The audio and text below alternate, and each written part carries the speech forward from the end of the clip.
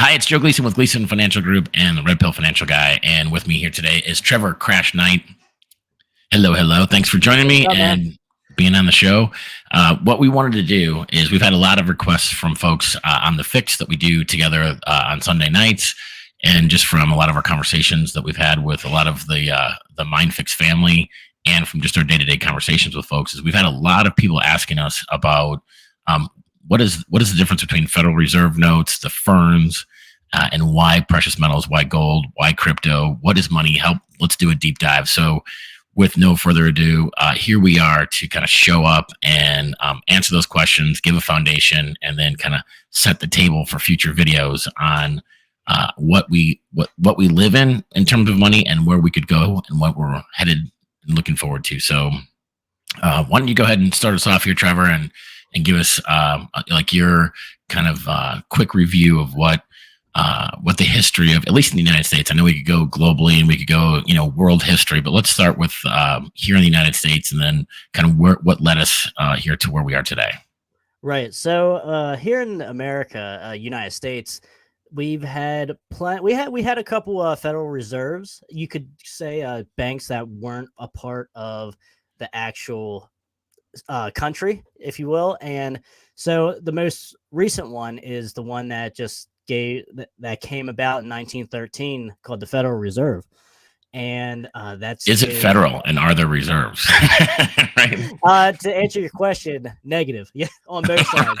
So yeah, it's certainly it's certainly a very weird question at the same time, because a lot of people don't even know what the US dollar looks like. We carry it around all the time, and we don't even know what is written on it. We don't know what it looks like. We don't know where it even came from, to be completely honest, or where it even comes from. But yeah, so certainly in 1913, that's when it all kicked off and started.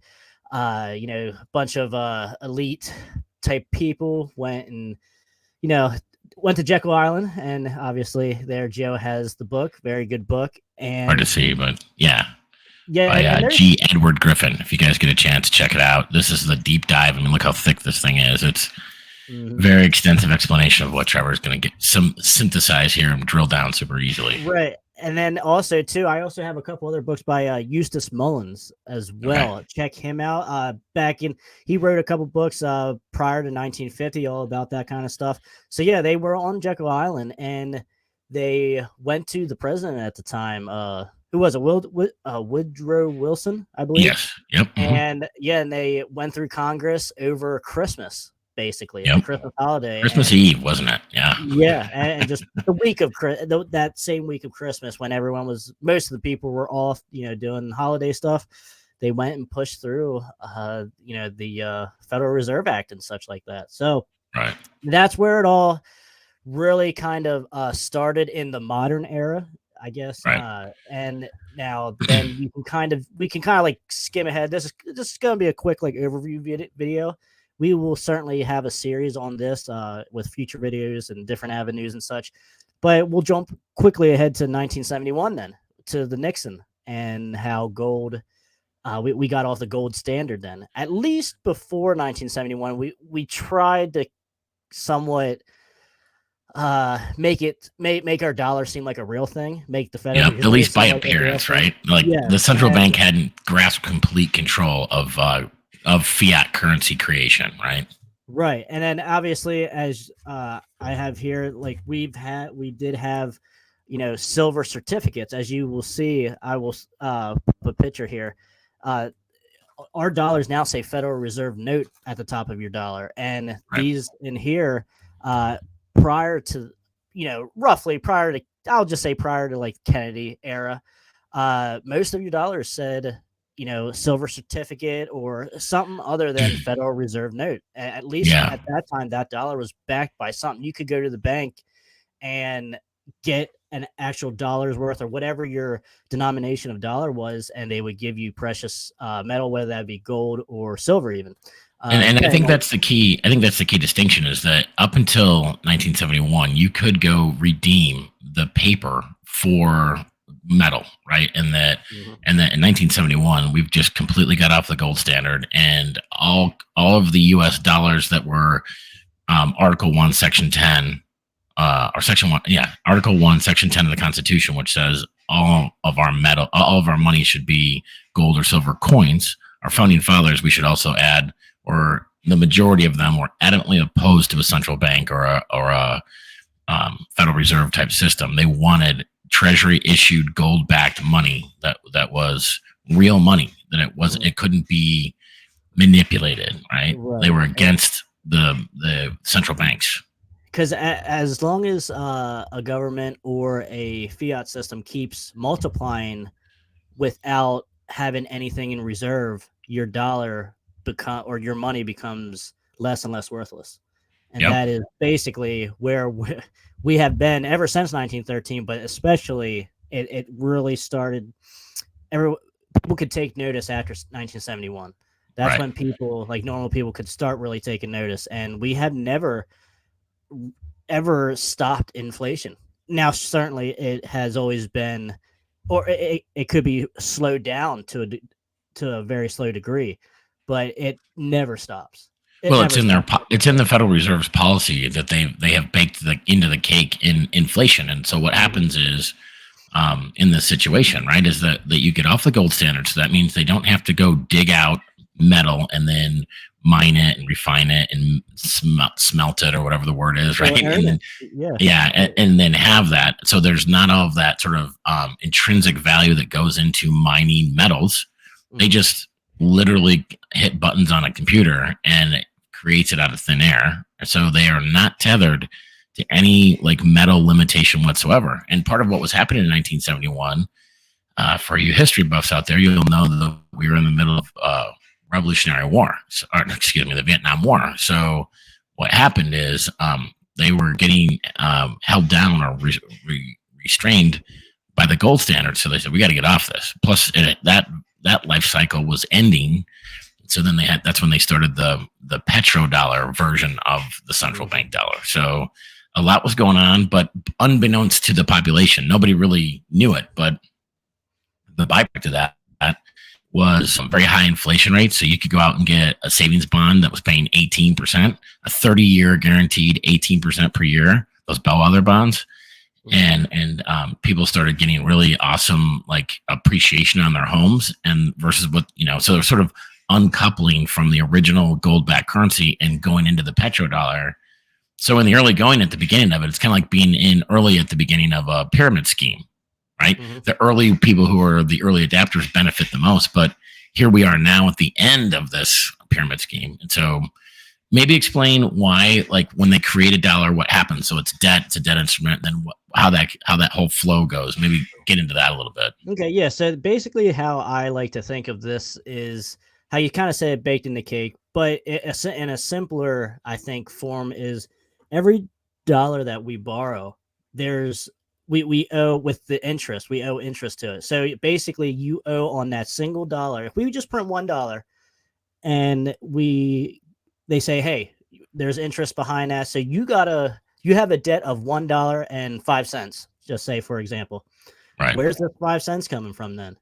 And then you're like, okay, right. I'll borrow another $1. Okay, so that's cool. So you got $2 now, but your debt's $2.10. So it keeps adding to that cycle. You're never going to be able to pay off a fiat interest-based printing machine, basically. Exactly. So that's kind of like how I always thought of it, and that's kind of how I would try to explain it to somebody in the most simplest forms. Yeah, and keep in mind, what are banks in the business of doing? They're in the business of loaning money and then charging you interest, right? So it is very simplest form. This is no different than us going down and trying to get a personal loan or a mortgage or a car note. What happens is constitutionally, it used to be that Congress which are elected officials that are accountable to their populace and to their constituents. Congress would, let's say they were within the powers of the Constitution, the Congress would say we need to raise money for whatever. Maybe it's the military or infrastructure or whatever it may be, right? So they go to the Treasury and they say, we have voted that we approve this many new US dollars that are Treasury issued and gold backed to be issued. And so from the late 1700s all the way to 19 I mean, it really was 1913, as you said, but there was it began in 1871. We'll get into that in future shows. But in 1913, when they instituted the Federal Reserve System and the central banks, they still had the Treasury, they still had Congress, but there was one more layer. They went to the bank and they said, no longer is it just issued by the Treasury through Congress. They now had a private bank who was loaning the money to the Treasury at interest. So to your point about if you've got $1 and need to pay back $1.05, they keep going back to the bank. So it's kind of like you're paying back credit cards with other credit cards, right? And so as anyone who's ever been in that situation knows that, like, in the beginning, when you've got a lot of credit, it's not so bad, right? But at the end, when you've got credit cards on top of credit cards on top of credit cards, you've got this whole mountain of debt, which flash forward to 2023, here we are as a country, right? The line of credit runs out. The line runs out somewhere. So, right. and kind of a couple things to your point, because it certainly happened before even 1871 as well. Andrew Jackson kicked out in his presidency a Federal Reserve Bank as well. It wasn't called that, but it was the same beast and entity. So, it was a central bank, yeah. Yeah, yep. And now also too, with the how you were saying with paying back interest and such, it's certainly, and with the credit cards, that's why after the 1970s, that's when credit cards started becoming, in the 80s, credit cards started becoming a thing because people could not. First, it was, let's make the wife start working. Let's get a second, full-time position in the family here, so we can help pay for bills or pay for a house, whatever it is.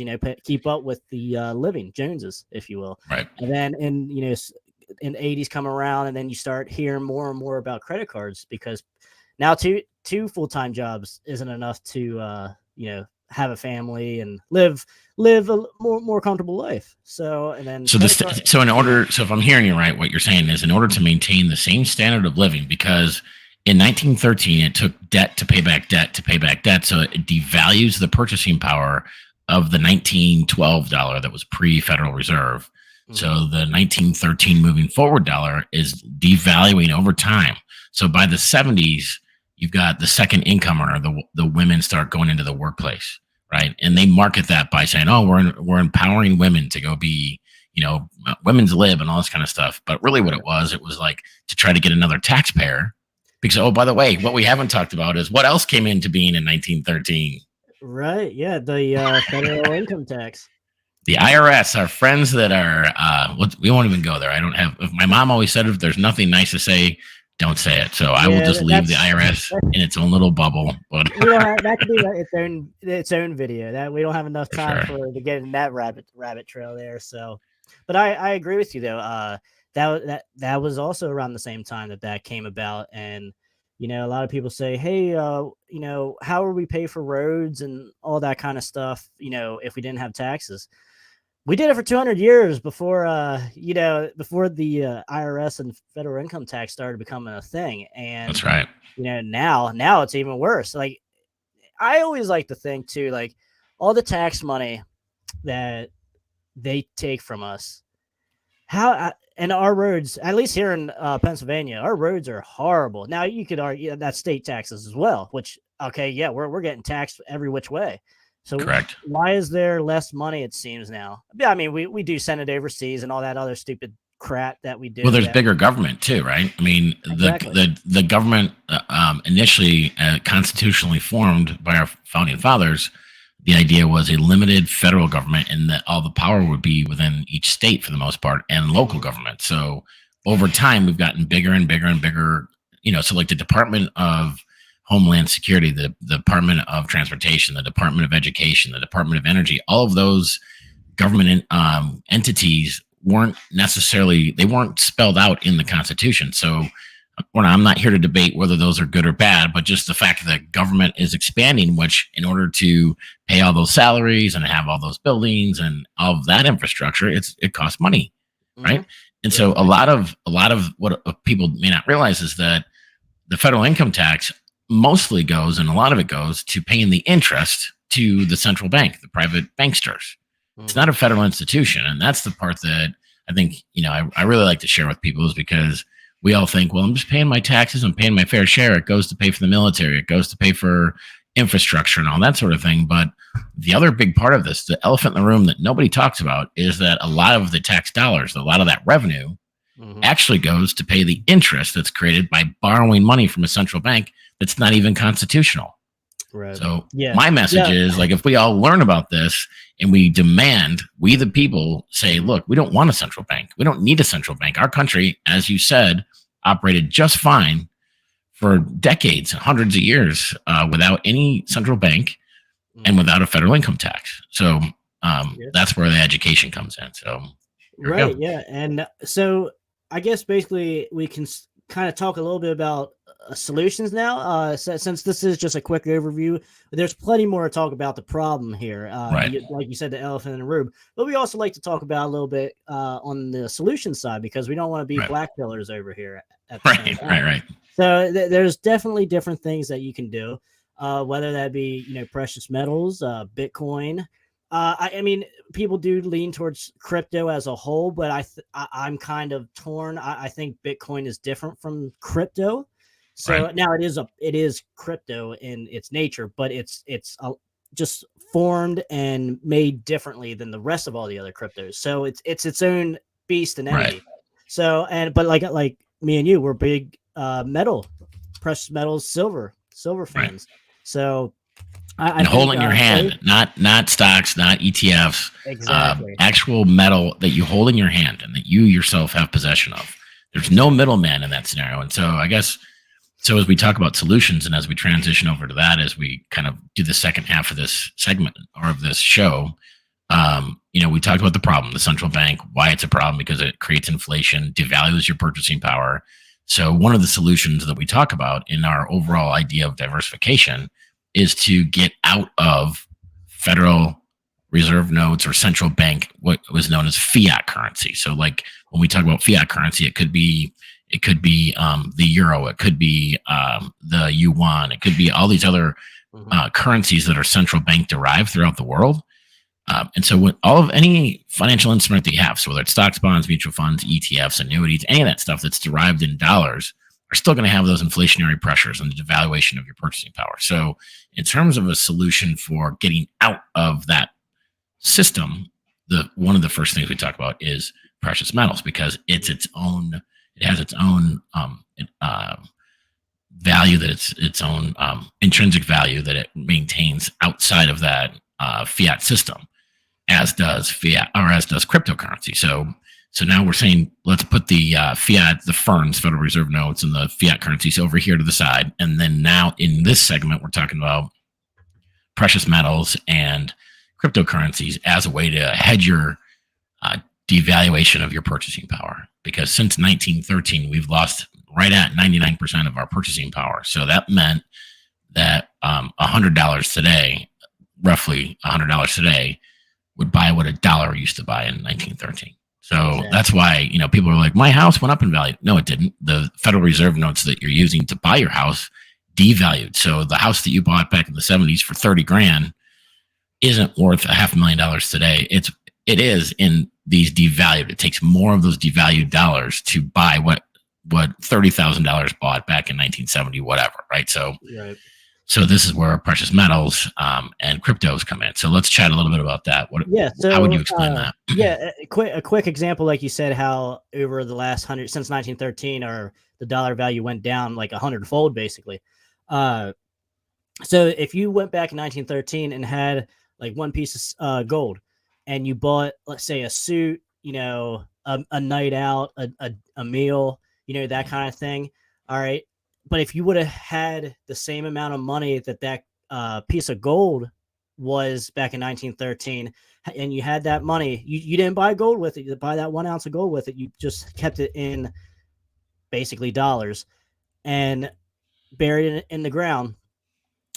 You would not be able to buy as much as you could 100 years later when you brought that cash back out of the ground. But if you would have put that 1 ounce of gold in the ground, you would have and brought it back up 100 years later, you could buy still roughly the same things as you could have 100 years ago. So that kind of holds. Now, in theory, yes, that, but at the same time, we also talk about that, which kind of, I'm kind of like in the middle here on this with precious metals, since they are a part of the pricing is a part of the system. It Right. is somewhat manipulated, so it's not a true reading of price. So Yet. It's not yet. and that's a whole nother video. Yeah, that's a whole Right. nother video Yeah. that we can get Yeah. together too, and we have a lot of questions about that as well. So So, it's measured. So precious metals are on the COMEX. That's the exchange where they mhm, and the manipulators. I would agree. I think we're both saying the same thing in that it is manipulated. So the true value of if we were backed by you go to usdebtclock.org and check this out for yourself. But the true value of if there was a gold backed currency with the amount of dollars that are in circulation now, the value of what gold really should be or what silver really should be is way a multiplier of times 50 or 100 or 1,000 of what right, it's currently. So if you go buy a piece of silver for $30 out the door, it really should be more like $200 or $300 based on the amount of dollars that are in circulation if we were still gold back. So you're right, it's been manipulated. But if this thing comes unraveled, that's where the true value, or sort of like right, it's like if you had a buoyant, something like a flotation device in a pool and you were just holding it underwater down at the mhm. deep end, and then you just let go of it and it would just go right up to the top, Yeah, right? Like, so when yeah. they You ever stop hold a manipulating, basketball underwater? there you go, that's a great Basically, example. kind of like the same. Yeah, kind of like the same thing there. So It just so the turns pricing of gold and silver are basically the basketball being held underwater at the deep end, and when the jig is up on the COMEX and on these manipulators, it's going to be like letting go of the basketball at the deep end, right? So right. it's a great way to look at it because it's just going to go, and the value of the gold and silver should find its true value, right? Its true purchasing power. So Mhm. if you could buy a suit in 1913 with 1 ounce of gold, that same really nice suit that might be $2,000 would still have that same purchasing power. So Right. that's the key to me, is like the understanding of purchasing power. So when there is any kind of reset or any kind of renewed money system, once this all completely runs its course, it's really Mhm. going to get back to purchasing power, as I see it. So Yeah. Yeah, and that's good points there, because I also kind of like to think of it with the precious metals, and well, and that's also saying that, and gold's manipulated as well, but I think silver is more manipulated, agreed. but but it's still holding value even with the manipulation. So that's kind Right. of scary to think about, like, and the same thing. I like to think of this: every hour that you work, or every paycheck that you get, your energy is buying less and less with the Mhm. fiat dollars. So I like to, not work for free basically and not lose value on my capital. So I like to put it in, real estate. I like to put it in Bitcoin. I like to put it in precious metals, things that the price can't be manipulated at, The but like, intrinsic value, it's going to maintain its exactly. intrinsic value. And so, and to your point, let's just bring this to life. When you say the energy that you go expel when you're at work, so like you're somebody that works in a factory or somebody that works at a Mhm. store or in retail or in an office, you spend all day away from your family or away from your loved ones to go do the work to provide. And so when you're talking about that, what that depreciation of what your energy is getting, that's called inflation. So Mhm. that's what inflation is the devaluation of your purchasing power or the fiat currency that you're earning. So when we're seeing 40-year highs in inflation right now, we're really getting smoked with the amount of work it takes to get that same. I mean, people are buying hamburger now, not steak. And a lot of it's become, because of inflation and where it's headed, it's becoming a lot more of people are only buying what they need, not as much as what they want. So that's impacting a lot of the economy as well. We're seeing layoffs, we're seeing all kinds of economic impacts. We'll get into that in another episode. But so I hope kind of everyone gets the idea of why precious metals. So let's talk about Bitcoin specifically. Let's leave all the other cryptos out and just kind of Yeah. hone in on Bitcoin, since it's the patriarch of cryptos. It was the original one. If you could, in the last couple, we've got about maybe 5 minutes left here. Maybe give your backstory as you understand it with how crypto or how Bitcoin came to be, the white paper, all that kind of stuff, and kind of help set the table for folks on how that fits in with precious metals and being outside of the central bank and Federal Reserve system. Right. So what I like to see, I was never a big crypto guy up until like a couple, like probably about 6 months now, give or Yeah. take. I And remember our now, first chats. You were like, I'm not really into cryptos. I just like precious metals. I'm like, bro, right, there's yeah, something to that too, but teach their own, you know? exactly, exactly. And then the more I learned about Bitcoin specifically, Mhm. and now obviously Dogecoin, it depends on what you think of Elon Musk. I only have a little bit of Dogecoin just because of who Elon seems to be now. So I want to have a little bit of an avenues, have a little bit of play money on the side there. Right. But with Bitcoin specifically, uh, it's just strange because no one really knows who made Bitcoin. They give us Satoshi, yeah, they right? give us a name. Yeah, they give us a Yeah. name, but no one really no one knows where he came from. No one really even knows who it is. There's So no human attached to it. So it's not like, exactly. like Henry And, Ford invented the Ford car. There is no avatar. It's just a name and sort of this mysterious origin uh, story, right? exactly. So, and it's basically like you have Bitcoin here. It's military. It's military graded. Like what the it's decentralized first of all, which is always a big thing with us. We love that. We Right. we absolutely love that. It's not And tied to a country in any way. Like no, it's it's not. ubiquitous to Yeah, yeah. it's not tied. And so look up if anyone's interested. Look up SHA 256. So that is a military grade encryption algorithm, basically, and it's used to in many applications and in the Bitcoin world. So and now for us Q people, isn't military the only way? Is it? Don't aren't we Right. hearing that? And Right. it is kind of a strange timing when Bitcoin came out too, in the late 2008, wasn't it? yeah, 2008. So in the later part of that decade of the new millennium. So and that seems to be when some people theorize when a plan might have really started taking form, started putting action You through. talking about When the white hats? Is that kind of yes, that whole yeah, movement? Yeah, gotcha. white hat Q, that Right. that feel. So and as we all know, the boss man came in a few years later in 2016, and now we that was the first thing that really put up not a red flag, but like really made a light bulb go off for me as far as Bitcoin. Because like you, to me, when I'm researching here, you kind of can't have Q now without Bitcoin, and you can't have Bitcoin without Q because Interesting. because this is kind of like fighting a war as peacefully as possible is buying Bitcoin. It seems to be to me at this moment now. And it's because you're getting rid of your fiat.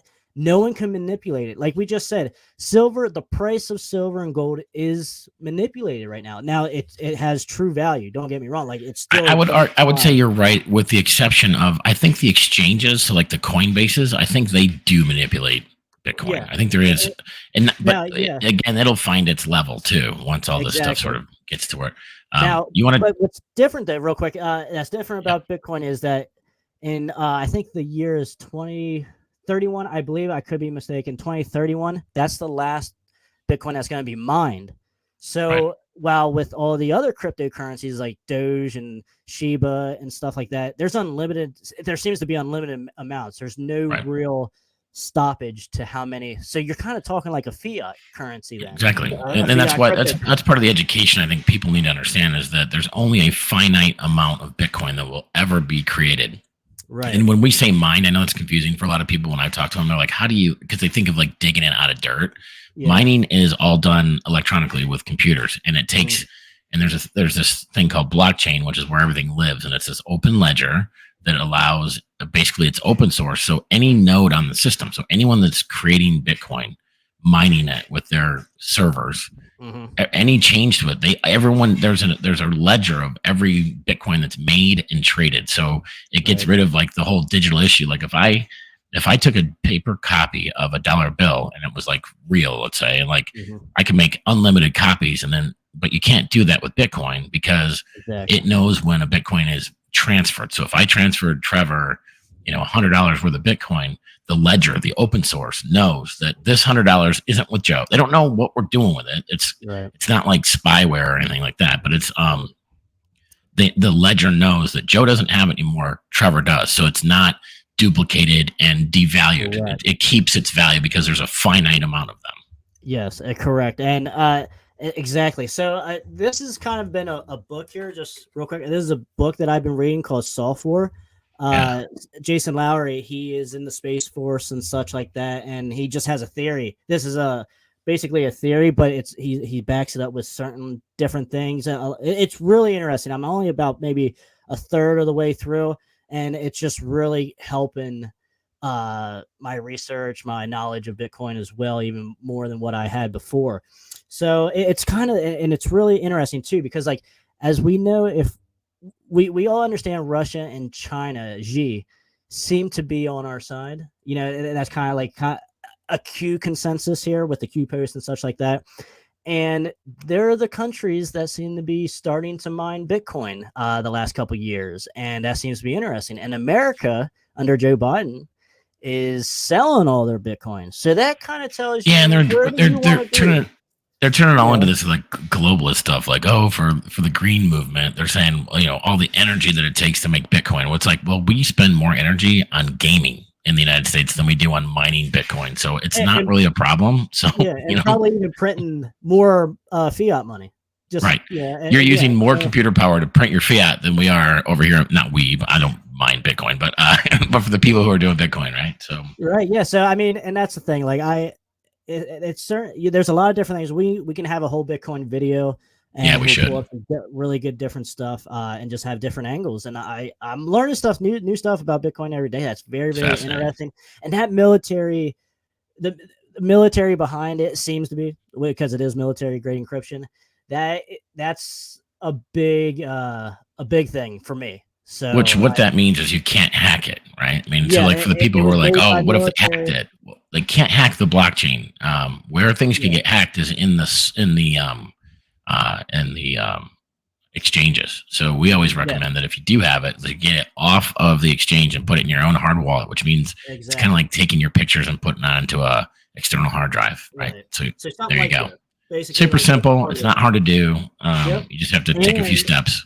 Exactly. So you get it. And say if I put say 100 grand of Bitcoin on here, only I can get to it unless someone, because every one of these you have your own personal 24-word key basically to get into your not necessarily this instrument here, but into your blockchain crypto. Your blockchain. So say if Joe comes over to my house and steals this and thinks he has 100 grand, he thinks he can get it. No, he doesn't have those 24 words. Right now, and that's the thing. So like if someone puts a gun to my head and says, "Hey, give me your 100 grand on this," I'd be like, "Yeah, cool. I mean, if you kill me, you're never gonna get it because I only have the 24 words." Now here's the hazard. Yeah, the hazard of that is don't accidentally throw that away, or don't accidentally because you're kind of yes, because like say if I do lose this, that's okay because no one can, because they'll ask you what your 24 words are. So if I lose this, that's okay. I can buy a brand new one and put my 24 words into that one and like set it up that way as I am a previous owner of a ledger here, and it would just get transferred then, or it would just be, because only you can get to that encryption basically. So it's very interesting. I'm still learning a lot about all this, how it works and all that stuff. So I am by means no expert, but I'm willing to, I want to help as much as possible with stuff and just get it out there for options for people.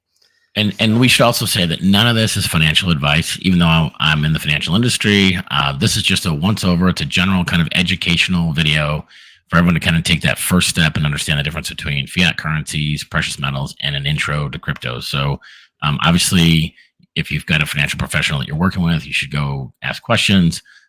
You can ask me, and anything that we share is basically for informational purposes. We're not making official financial claims for folks, so I just should share that as well. Yeah, sounds good, Joe. I mean, all right. I think that's a pretty good overview for the first episode of the series. So sounds good. If we've inspired any questions, if there's anything that you guys need, if there's more detail on any one part of this that you'd like us to, I mean, we'll do more videos and we'll do more like deep dives into this, but if there's like one specific area that concerns you the most, like we'll talk about like Fed Now and some of that kind of stuff too that we've been getting asked about that we don't have time to do on Sunday's show. But yeah, we look forward to hearing your feedback, get more input, and see how we can help you get the info out so that we can make this as smooth of a transition as we can. Exactly. And also, if you have any information, help us out as well. You can help us out just as much as you help us, or we help you out. So, all boats rise, right? All right. So with that, thank you very much for being on. It's been a pleasure. Always great connecting and sharing info. And again, if we can be of service, let us know. So we look forward to seeing you soon. All right. See you guys.